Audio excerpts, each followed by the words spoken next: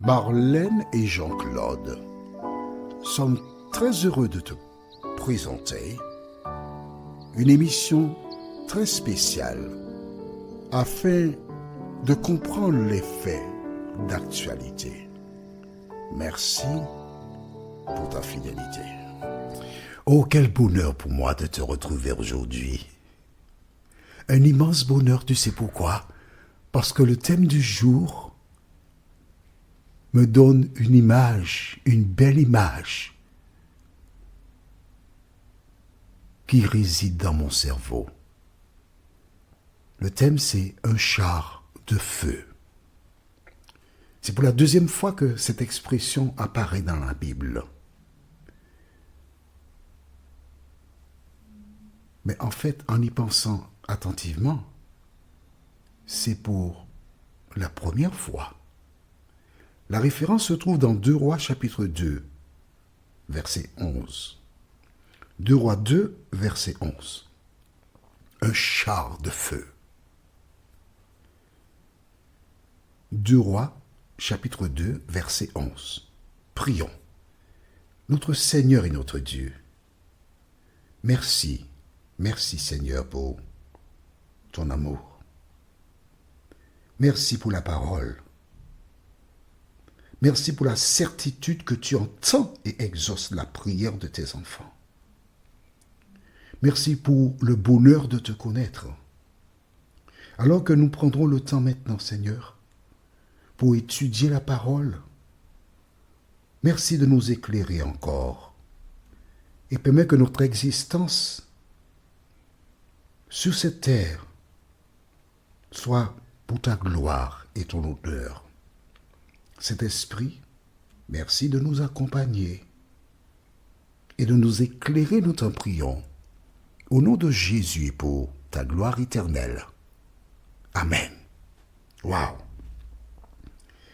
Je t'ai expliqué récemment qu'après avoir traversé le Jourdain, Élie fit une déclaration. Et nous lisons au verset 9. Lorsqu'ils eurent passé, Élie dit à Élisée, « Demande ce que tu veux que je fasse pour toi, avant que je sois enlevé d'avec toi. » Il ne lui a pas dit avant, il lui a dit après. Donc Élie savait qu'il serait enlevé. D'accord? Deuxièmement,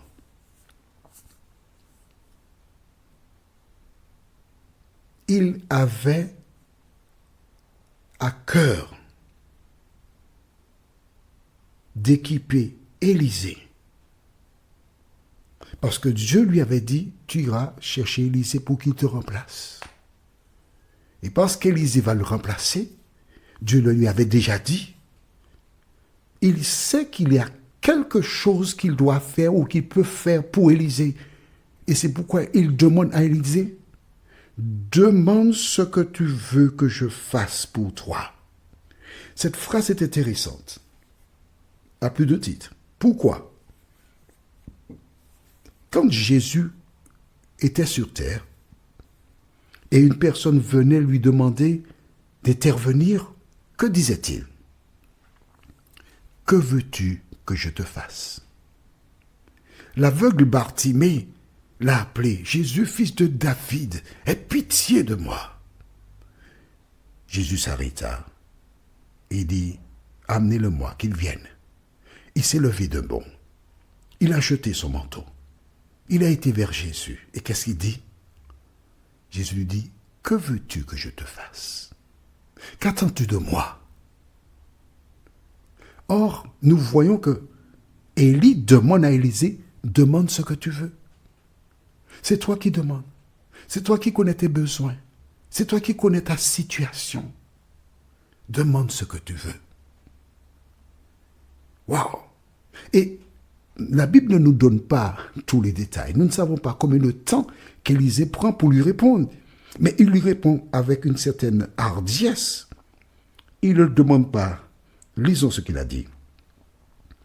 De même verset 9. Élisée répondit, qu'il y ait sur moi, je te prie, une double portion. Il ne dit pas la même portion que toi, non. je veux plus que toi. Double portion.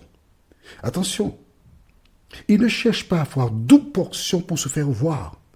Il ne cherche pas double portion pour dire qu'il est supérieur à Élie. Il est là pour servir l'Éternel et il veut être sûr de remplir convenablement sa mission. Élie lui donne une réponse.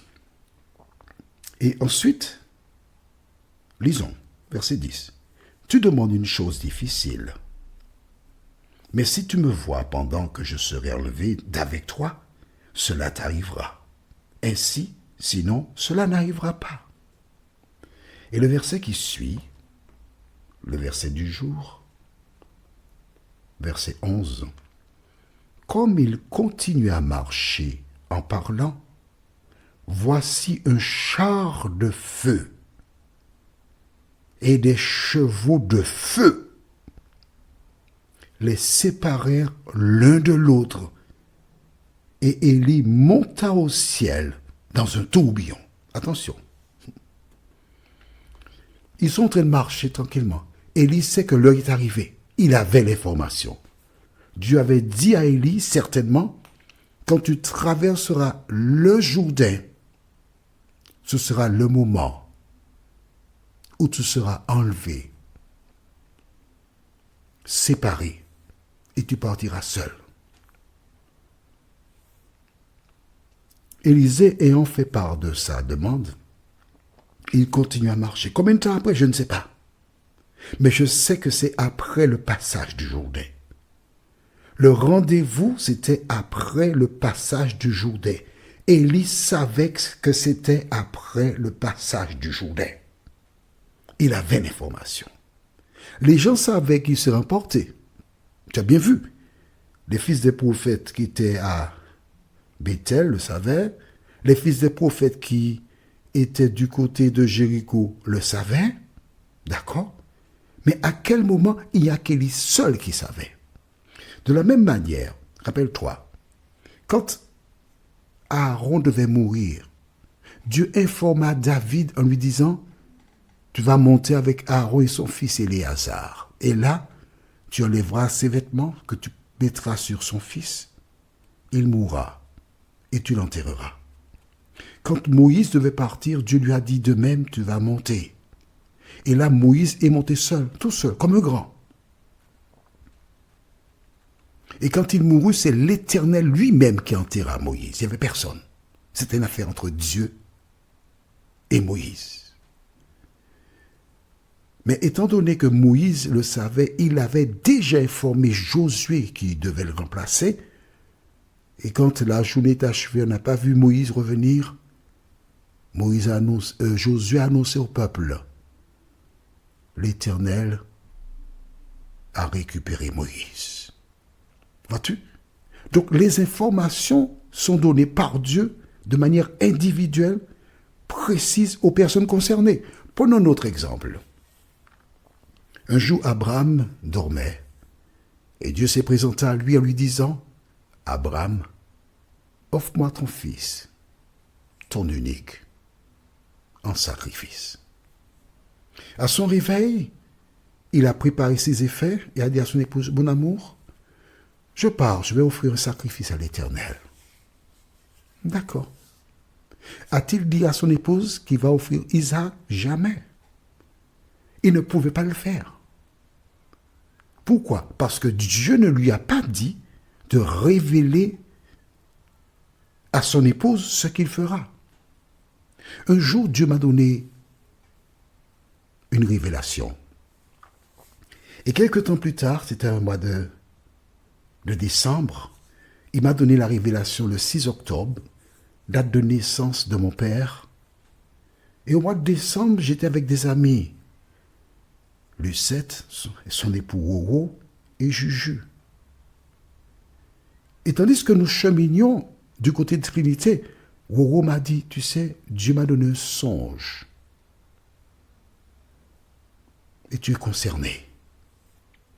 Et il a commencé à me raconter le songe que Dieu lui a donné, ça concernait ma famille. Et quelque chose qui arrivera à une personne de la famille. Mais il était très gêné. J'ai arrêté le véhicule. J'ai ouvert le coffre. J'ai récupéré mon ordinateur. Et j'ai lu ce que j'avais rédigé le 6 octobre. Et quand il a entendu ce que j'avais rédigé, il a été surpris. Les autres qui étaient dans le véhicule d'eux-mêmes. Vois-tu, Dieu avertit toujours. Mais quand il ne te dit pas d'aller dire, il ne faut pas dire. Voilà pourquoi Élie n'avait rien dit à Élisée. Et qu'est-ce qui s'est passé? La Bible te dit que chars de feu et des chevaux de feu sont descendus pour les séparer. J'imagine que la chaleur du feu a effrayé Élisée qui s'est mis de côté. Et alors, Élie est monté, la Bible te dit, dans un tourbillon. Il monte. Verset 12. Élisée regardait et criait, « Mon père, char d'Israël et sa cavalerie. » Et il ne le vit plus. Saisissant alors ses vêtements, il les déchira en 2 morceaux. Et il releva le manteau qu'Élie avait laissé tomber. Puis il retourna et s'arrêta au bord du Jourdain. Et prit le manteau qu'Élie avait laissé tomber. Et il en frappa les eaux et dit, « Où est l'Éternel, le Dieu d'Élie ?» Lui aussi, il frappa les eaux qui se partagèrent, ça et là. Et Élisée passa. Amen. Démonstration que Dieu avait entendu sa demande. Démonstration que Dieu avait exaucé ta demande. Il avait le pouvoir, lui aussi, de traverser le Jourdain, à pied sec. Dieu désire te donner le pouvoir de devenir enfant de Dieu. Notre prochaine étude sera Moïse et Élie. Et nous lirons dans Matthieu chapitre 17, les versets 1 à 3. Moïse et Élie. Prions, notre Seigneur et notre Dieu. Une rencontre au sommet, Moïse, Élie et Jésus de Nazareth. Merci pour le bonheur que tu nous fais de découvrir la vérité. Merci de nous aider à mettre en pratique la parole. Merci, Saint-Esprit, de nous inculquer la vérité. Nous t'avons prié au nom de Jésus pour ta gloire éternelle. Amen. Que l'Éternel continue de te bénir et il me tarde de te retrouver. Nous sommes parvenus au terme de notre réflexion.